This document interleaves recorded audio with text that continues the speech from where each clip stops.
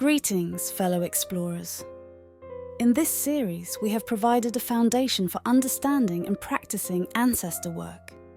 We began by describing the astral plane and taking a closer look at how it forms a continuum with our three-dimensional reality. Next, we explored who our ancestors really are and the meaning of genetic information transfer.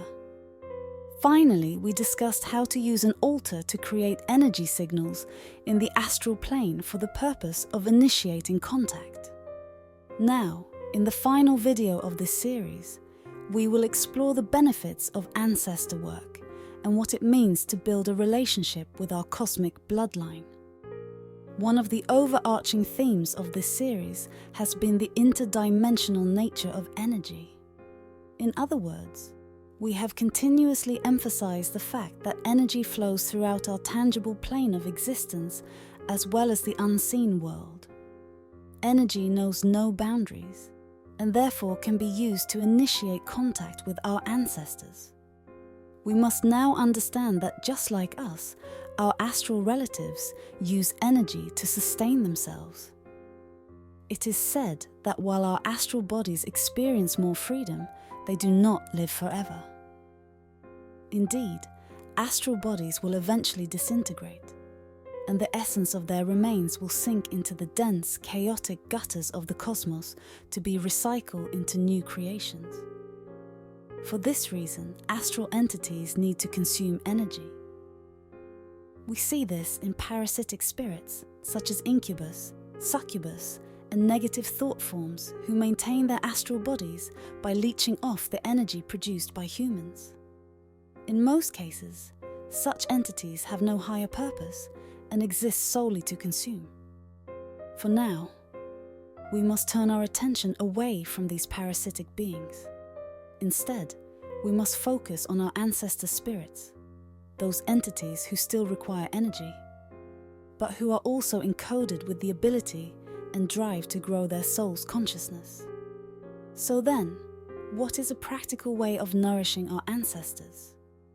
After calling our astral kin to join us, we can generate energy for them to consume by placing offerings on the altar.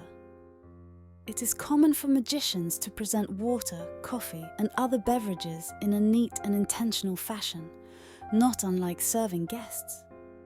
It is also common to leave small offerings of food. These consumable items are not merely symbolic of our respect and appreciation. Rather, each offering carries a unique energy signature within the astral plane. When digested on the physical plane, food and drink convert into usable energy. This same energy exists on the astral plane as well. On the astral plane, however, the latent energy of food is more accessible and direct, and need not be consumed in a physical way. It can be absorbed by spirits who gather around the altar. Indeed, each type of food and beverage provides a unique energy which can be used and enjoyed by our ancestors. However, as on Earth, there are countless forms of energy. In addition to consumable goods that fuel our bodies, we also use resources like money on a daily basis. It is said that currency is used on the astral plane as well.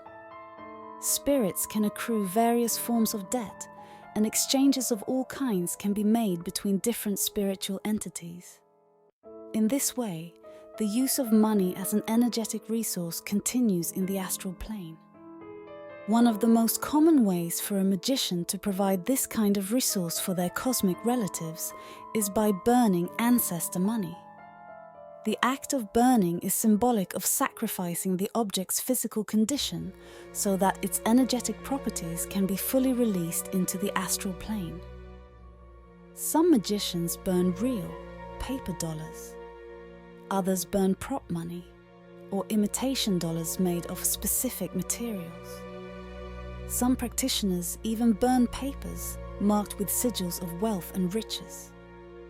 The ideal form of currency is a topic of debate and controversy in the occult community.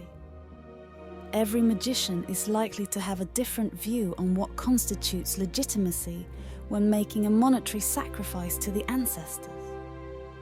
For example, some magicians argue that burning an American dollar will not resonate with ancient spirits. Its energetic signature, when released into the astral plane, will not be appreciated by the majority of cosmic beings. For this reason, it is advised that magicians experiment consistently and regularly by sacrificing different forms of monetary offerings, while always keeping track of results in their magical diary. In the end, the most important source of energy a magician can bring to the altar is their own conscious attention. It is said that energy flows where attention goes. In this way, the magician's presence, combined with their offerings, creates a sanctuary of energetic abundance. A magician should feel free to express their emotions at the altar. They are encouraged to speak their mind and to unload the weight and baggage of mortal life by verbalizing their experiences. To open one's heart is to be vulnerable. Above all, this is an act of trust. It shows the ancestors that you intend to be seen, heard, and loved. In return, the magician should consider sitting in silent meditation. By doing so, they open themselves up to hearing the stories and emotions of their ancestors. There is no certainty as to what information may come through during these trance-like states.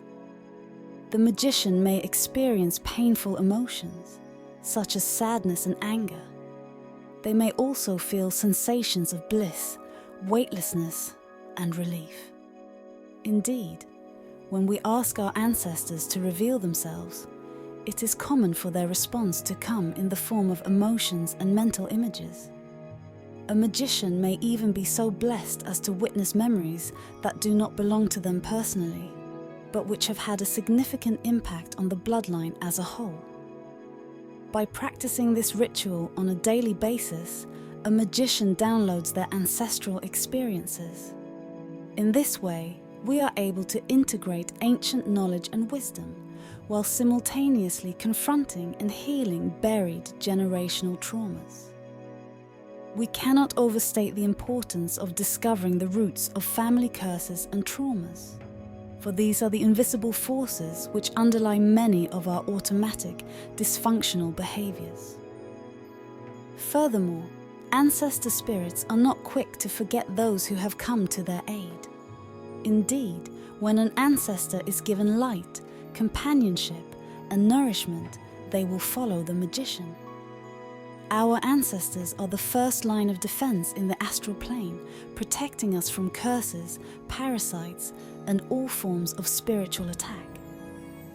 Beyond protection, ancestors will find ways to increase a magician's luck by moving unforeseen opportunities into place, while removing invisible blockages in the astral plane.